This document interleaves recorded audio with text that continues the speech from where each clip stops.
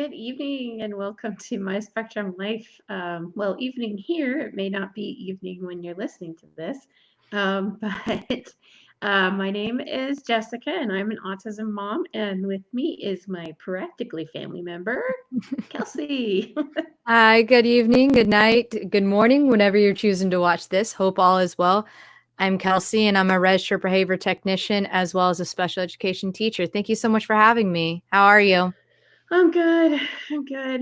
I say practically family member because she was our ABA therapist for almost 2.5 years. Mm-hmm. So yeah, when somebody comes to your house, 3 to 4, sometimes 5 days a week, they become like family. They do. Um, anyway, make sure if you have any questions tonight, go ahead and enter them into the chat box. We'll see if we can't get to those. Also, if you're watching on YouTube, hit that subscribe button. Give us a thumbs up, either if you're on Facebook or YouTube or wherever you're watching or listening to this. And just let's dive in. We've been talking about sensory issues with autism. It's a biggie. I lost her. Kelsey, keep Oh, going. anyway, sorry, we lost Kelsey, but there she is. She's back. We were talking about sensory issues, and one of the things that we noticed with Curtis.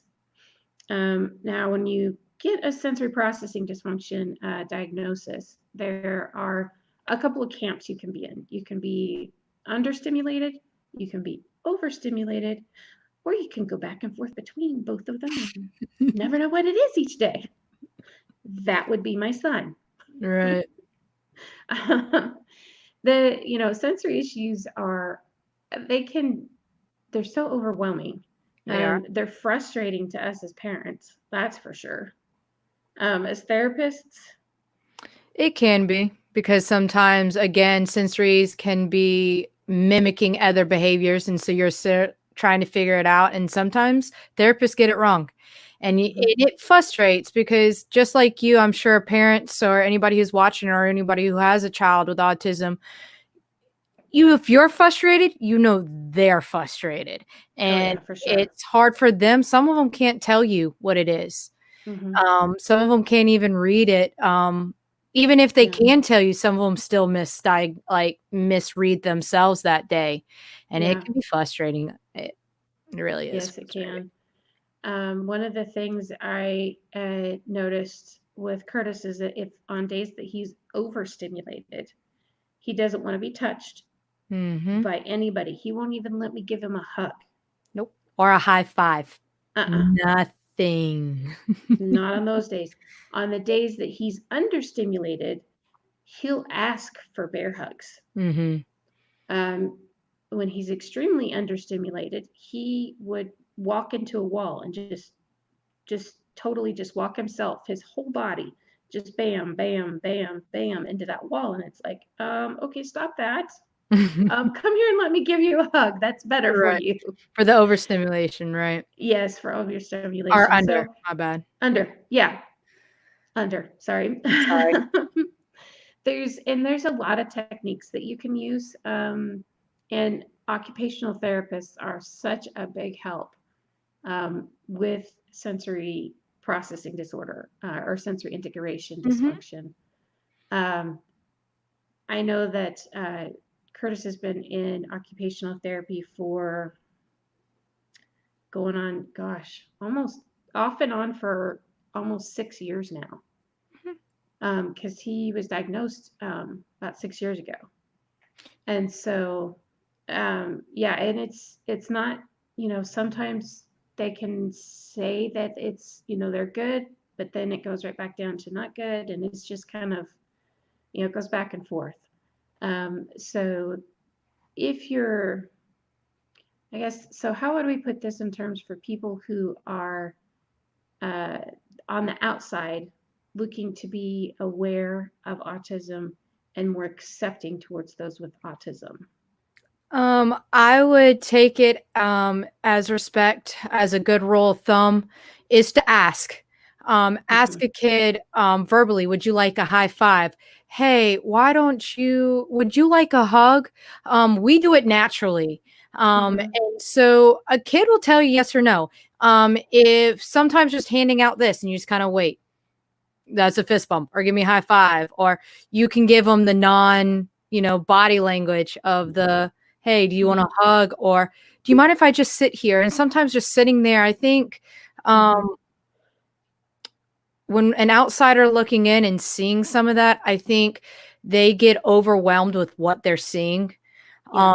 and not so much understanding it, but just overwhelmed, in which themselves get panicked, to Mhm. the point where, can I treat them like a human being? Can I treat them like I normally do with any other child Mhm. or a person that I know? Yes. Yes, you Yes. can. And that's stepping from awareness to acceptance, because Yes. now, yes, you're aware that you see this kid, but you're like, okay, whatever. Would you like a high five? Or, how are you Mhm. feeling? Do you need a hug? Because they'll tell you yes or no. Oh yeah. And if not, parents will be like, hey, I got this. They'll let you know. But I would, if you do that, don't be offended if they tell you no.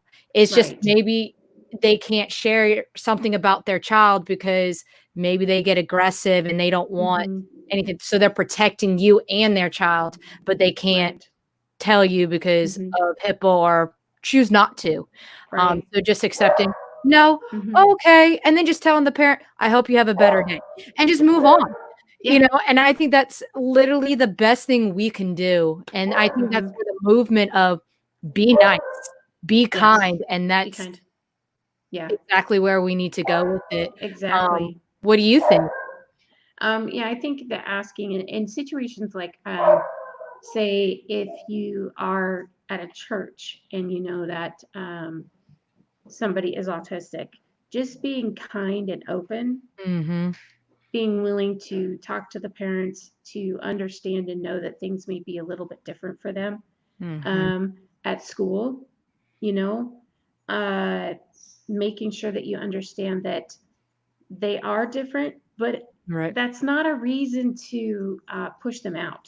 It's not Exactly, a reason to exclude them. Um, exactly.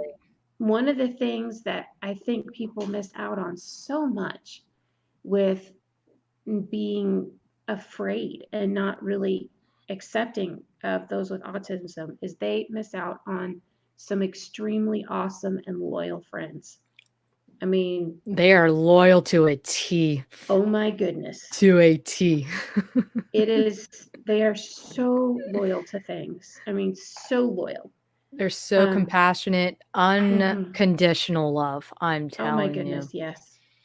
And once you get into the world, once you can make that step into their world Mhm. and they have accepted you into their world for them, and you got to know and understand that is a huge privilege.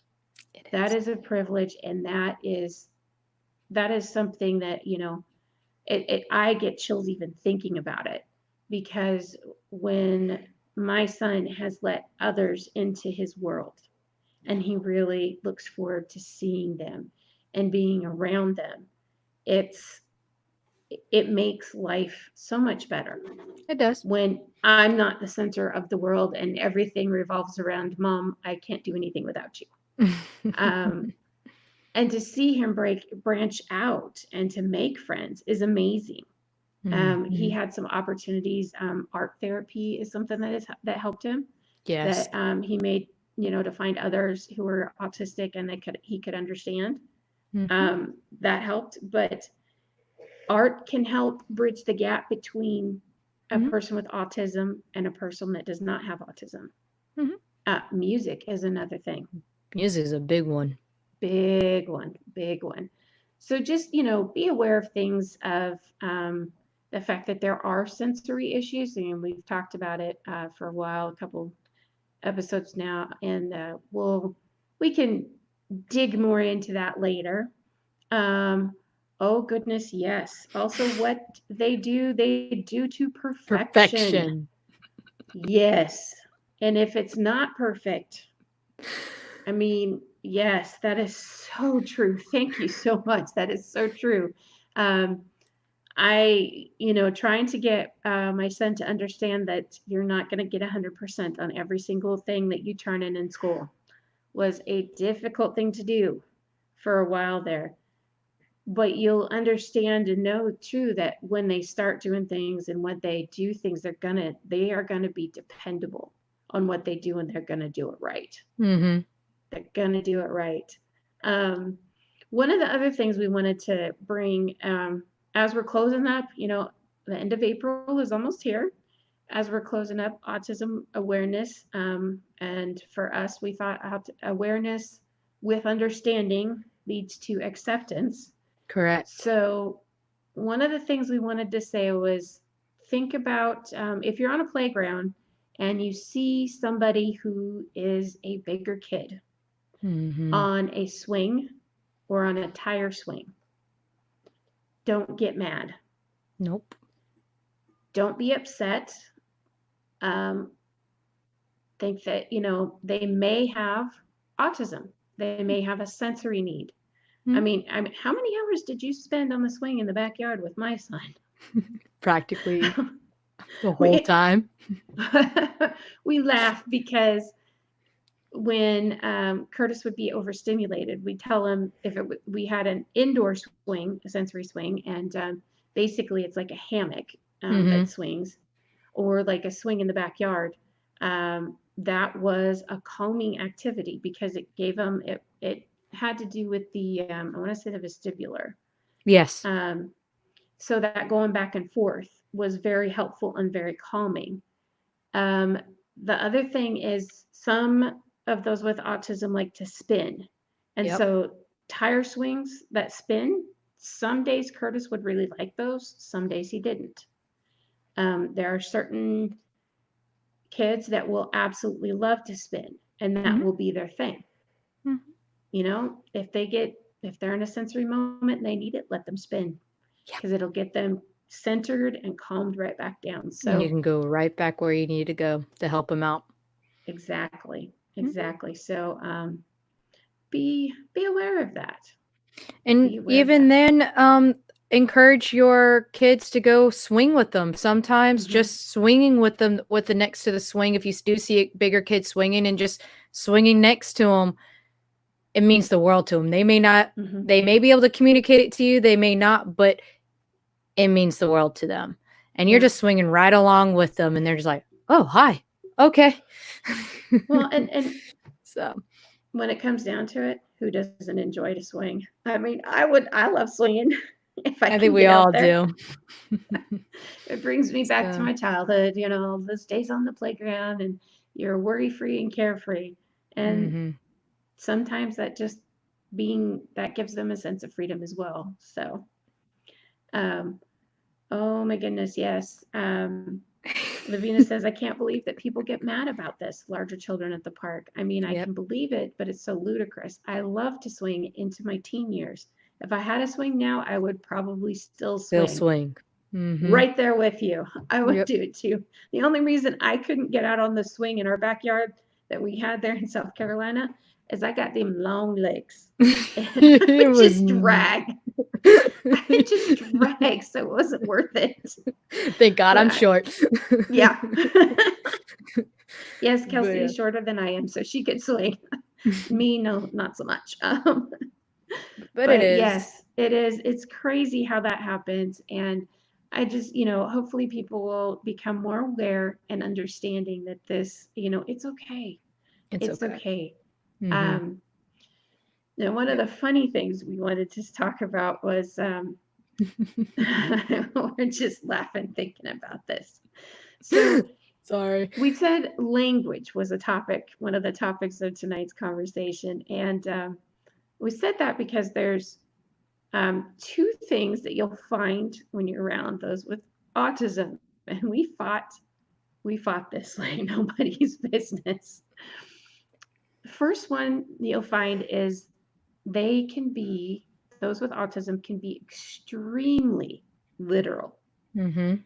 Like, I mean, so the very first time I totally understood how literal my son was, we were talking about going, and he had started ABA conversation or therapy at this point in time. And this is when we started doing the idioms, practicing the Yes. idioms. We had gone to go run some errands, and I knew that if I did two things, then, I used the phrase, we'll kill two birds with one One stone. stone. Right. Curtis wouldn't have anything of it. His eyes, I use that phrase, his eyes got as big as saucers, and he's like, I don't want to kill the birds. It's like, oh goodness, no. I can't hold. Just yesterday, I think it was. He was, sir, one of the, I know. I'm sorry. We laugh about it. We laugh about it now. And once he figured it out, he was like, oh man, and he laughs. He does. Yesterday, one of my son's favorite shows is called How It's Made. And yeah, Kelsey's already snickering because I told her this. They were making a volleyball. And they were talking about how they had to make a bladder for the volleyball. And in all seriousness, Curtis goes, I didn't know the volleyball had to go to the bathroom.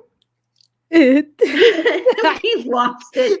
Derek and I were in the kitchen. You could just see it. I bet his whole face was dead serious as can be, and he meant every word of it. And you're just like, hold on. Confused as all get out. I'm sorry. As you see that thing, you tell kids to put your eye on the ball, and they actually bend down and put their eyeball on the ball when they're trying to play tennis. Not tennis, baseball or t-ball. Right. Things like that. Curtis did figure it out when they started sewing up, and he could see them actually filling the bladder with air and stuff. He's like, oh, it's a different kind of bladder. Yeah, homophones are not their friend. No, so to kind of give some of our viewers an understanding, because we, between our experiences and our backgrounds, we understand when by language. Language is not just written language. It is not just the language that you speak, but it's also your body language. It's the combination between the three. Speaking language requires the idioms, the homophones, and the double meanings. Or the pseudonyms is another one. The endoos are another one. So that's all part of speaking. You also have the written language, which is, again, could be also speaking, but you also have the written part. And then the other one is body language, your body language cues and how you sit, how you talk. With that being the body language, you also have your pragmatics with it, meaning your tone, your subtle cues with certain words. How do you use them? Because I was getting confused. I love these stories, but I was like, hold on. I was getting confused. I'm like, wait, which one? Yeah. So I'm sorry. I just wanted to give the viewers pragmatics is actually something that you don't actually understand or know about until that it exists. And it can, I had no idea it existed and that there was a form of therapy for it until we had some evaluations, and Curtis tested that he needed to have speech therapy for pragmatics. And what they did was they went through things like appropriate versus inappropriate responses to things. They went and had to identify, if they would be read a scenario, and they would have to try to figure out how people would react to it or how they would do something. And it's a whole entire huge set of therapies that have to take place to help them with that. On an educational level, Curtis has gone through enough speech therapy for the last 3-4 years on an educational level that he graduated out of that on the educational level. And as we predetermined before, there's an educational diagnosis and therapies that can help in the educational setting, but there's also the medical. Correct. And even though you go through therapies, I tell you, even though they'll have the practical instruction, but and learn how to do that, but when they get into the actual situation, then sometimes it's harder to do the application of it. And so it's hard to teach the application. And usually pragmatics is taught in the speech therapy in the clinic situation. Correct. And that's why when we had speech therapy, we also had them work alongside our ABA therapists so that they knew what they were working on, so that when you guys went with them in actual situations, we could kind of try to remind him, okay, that's not appropriate. We got to Okay, use we need this to, way. Right. yeah. And so it's, it's a long kind of a Journey. process with that. The journey. Yeah, it is. It is. So, I mean, if you're around somebody with autism and they seem to be, they may be more rigid and not have any expressions with body language, don't think they're weird. No, they're not. They're not. That's just not something they naturally do like we do. I mean, Nope. it's something that we kind of just learn involuntarily, right? We naturally pick on them since the least 6 months of age. We immediately start smiling back at you when we see our mother smile. That is why one of the medical diagnosis or one of the major things to look at is the eye contact with that when they're little kids. And are they imitating you when they're little kids all the way up to 2 years before they get that diagnosis? Because that's one of them. That's when we actually involuntarily learn it. We learn your smiles. We learn your frowns. We pick up everything that's going on, and we're able to process it and mimic it. Those with autism, they have to be explicitly taught, meaning this is how you do this in this situation.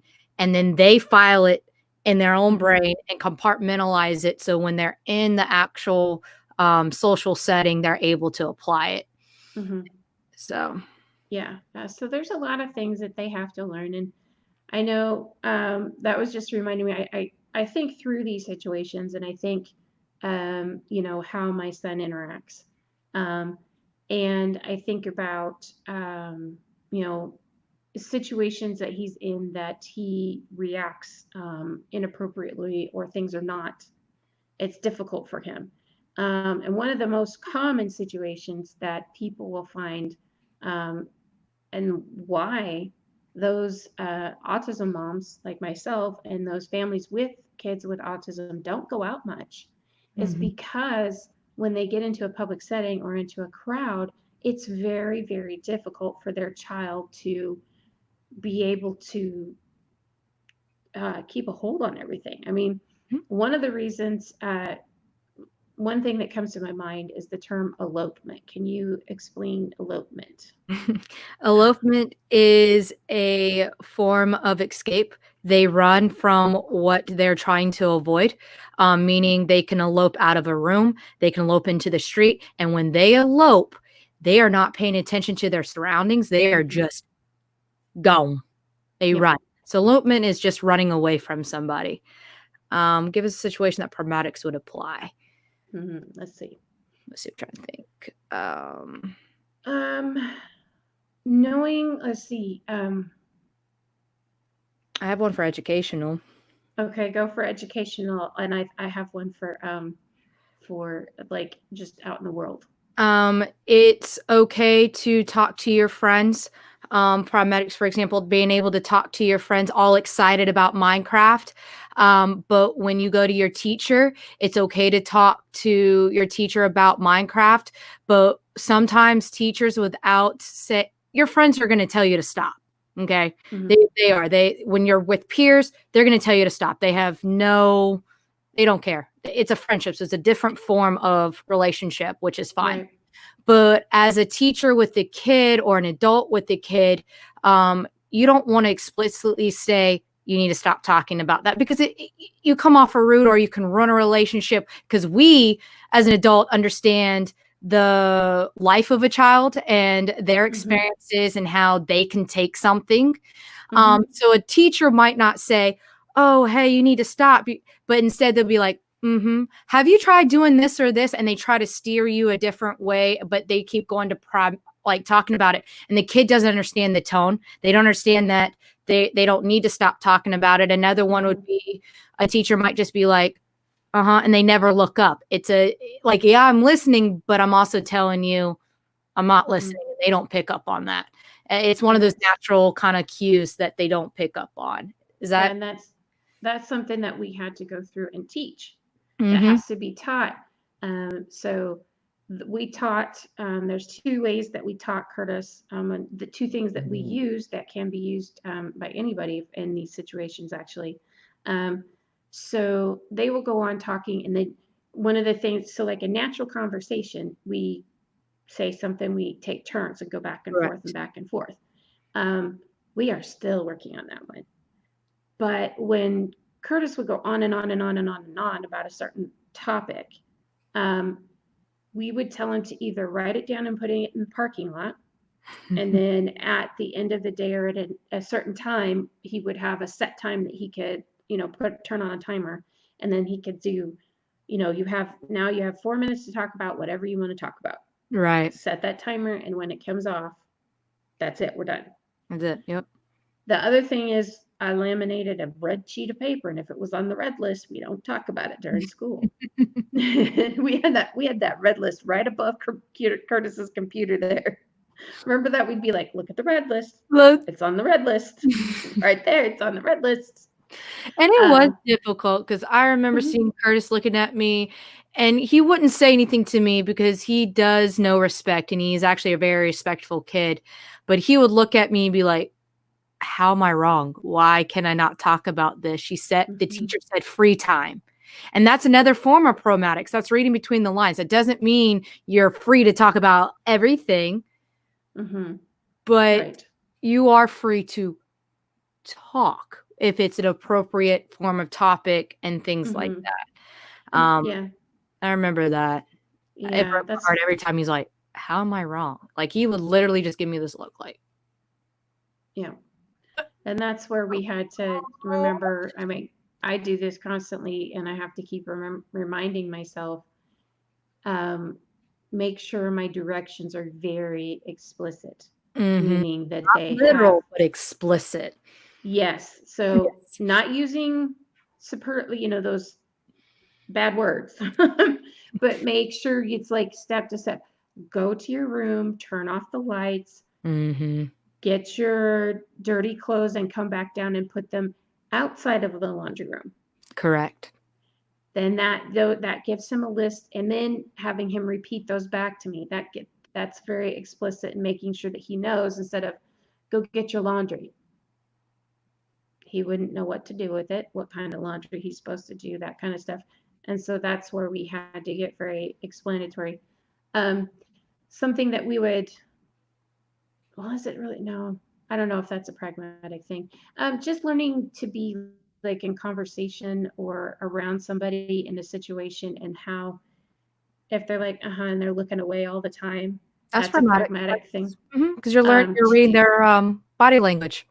That's a cue that, okay, maybe I need to change the topic or which is hard because sometimes people are like, meaning they're actually responding to you, meaning they're listening. So it's a double meaning because there's other people will be like, okay. And there's like, enough. So that's a double meaning. That is definitely reading between those lines and picking up on those body language. That's pragmatics as well. Correct. Now back to elopement. My son is at risk for elopement. Yes. He does try to escape from certain situations. And one thing that you'll also see, that you can see people in public wearing, is headphones like this. I love them. They look like, and these actually that we purchased are from a hardware store. So they're the safety earmuffs that you would see at a hardware store. This is one of the less expensive options if auditory issues cause things like we found, for instance, if the sound system at the church would have a squelch, my kid would shoot out of that building faster than anything. And he'd just run, and he would run fast, and we were all trying to catch him. So we learned to make sure we had a pair of these. Now, This option didn't work as well, and so another friend of mine suggested a set that we purchased off Amazon called Snug, the Snug headphones. The link for those will be in the show notes. But this set of headphones, they're Snug earmuffs or hearing protectors, and they have the adjustable headband. And they're for children and adults. The one particular thing that I looked for that you need to look for when you're looking for a set of headphones for somebody who is having issues with sound, auditory, that is too loud, is you got to make sure that it cancels the amount of dB or decibels that it will cut out. Correct. Okay. The Snugs will actually cut out 25 decibels. They'll bring the whole sound down 25 decibels. So you're going to want to look for something that brings down the sound a certain amount of decibels. That being it loud and in crowds, having those headphones on is extremely helpful for autistic kids. So if you see somebody with these headphones on, with noise canceling headphones on that may not be attached to a device, it's not, don't make fun of them. You know, my son should have his. Chad says my son always has his noise canceling headphones with him. The reason why I don't have the Snug pair that I bought for my son is because we currently can't find them. He has some issues with keeping his room clean, and we're working on trying to deal with that. And we're going to find those Snug headphones, and I'm going to put something on them. My son we also have found that if we're going to go to sometimes you don't want to completely isolate yourself from all of society. So you know what? Sometimes it is okay and it's better to have an MP3 player with you and give them their music to listen to. I mean, how many times did we have when we're always frantically searching for the iPod? And we actually we found that it helped Curtis so much that we sprung for a set of Sony noise canceling headphones. And if you're watching this, that's a pair of what we have for our son. They're actually battery powered. And so we make sure that there's a battery in it. And so he can turn it on and it cancels everything out so he can just hear his music. They are pretty pricey, but if you can, this is a good option. But I totally understand if you can't. Anything that you can get, any type of headphone, and the muff that actually completely covers the ear is going to be best. So that's an option. And the reason why I'm tying that to elopement is because noise will cause Curtis to elope because he just wants to get away from that noise. So, and noise is a big sensory issue for kids. So, be aware of the fact that sometimes kids are wearing headphones for a good reason and they're not always being disrespectful teenagers. They're not. Nope. So, I mean, music is really good. Yes.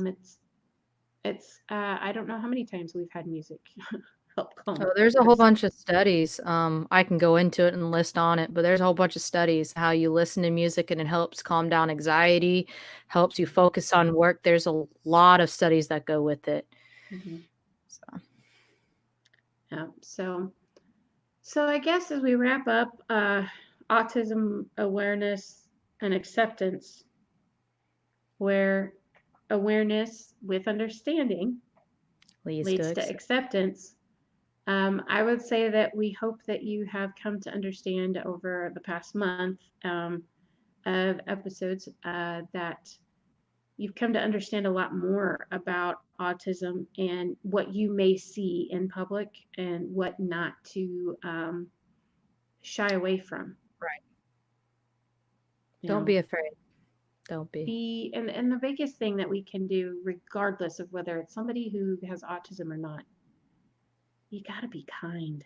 You have to be kind. That is, I mean, Be kind. give grace. Yes, Give that's a a lot good of one. grace. A lot of grace. And be That's kind the to secret those to ones. life. Huh?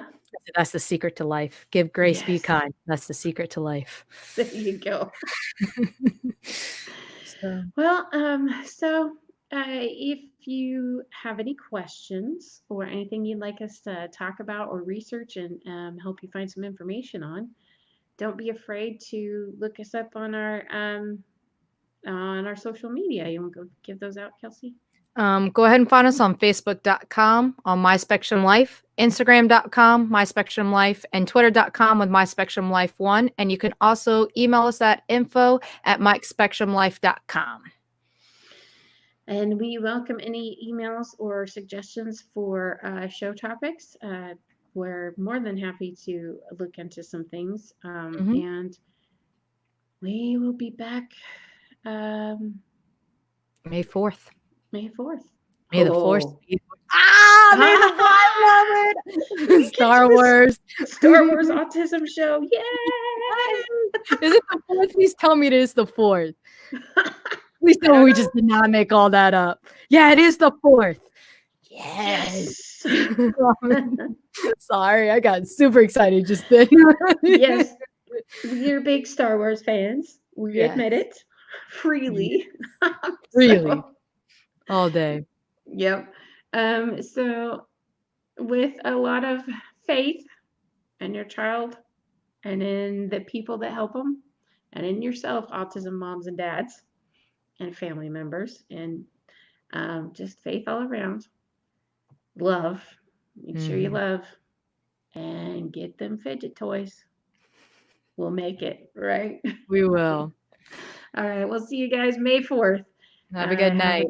Good night. Bye. Sorry.